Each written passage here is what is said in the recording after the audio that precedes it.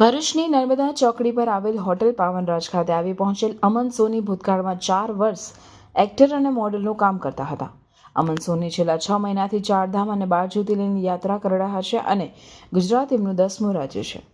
અમન સોની અત્યાર સુધીમાં જ્વાલાદેવી, સોમનાથ, નાગેશ્વર, દ્વારકાધીશ અને ઓમકારેશ્વર, ઉજ્જૈન, કૈચીધામ, કરોલી, વૈષ્ણોદેવી અને કેદારનાથ, અમૃતસર, નૈનાદેવી, જ્વાલાદેવીના દર્શન કરી ચૂક્યા છે.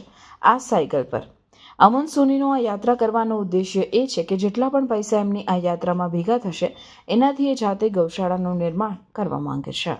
जो मेरी लाइफ थी वो अलग थी, लेकिन अब जो लाइफ है जिसमें मैं 12 ज्योतिर्लिंग कर रहा हूँ और 12 ज्योतिर्लिंग में से मेरे 5 ज्योतिर्लिंग हो चुके हैं: केदारनाथ, सोमनाथ, नागेश्वर, ओमकारेश्वर और आपका उज्जैन, महाकाल.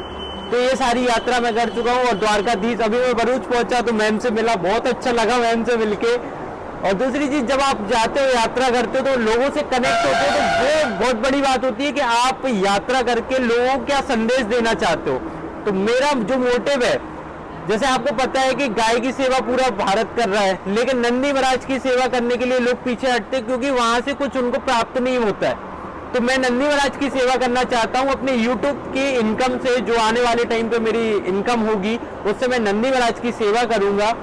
और दीदी से मिलके बहुत अच्छा लगा क्योंकि अपने भारत में ऐसे कनेक्ट होते हैं लोग, ऐसे लोग हैं कि आपको कनेक्ट होंगे और मिलेंगे. और बाकी मैं रात में यहाँ पे रुका था पावनराज होटल पे, तो बहुत अच्छा लगा. यहाँ पे गुजरात में तो आपको पता है कि बहुत सारा प्यार मिलता है.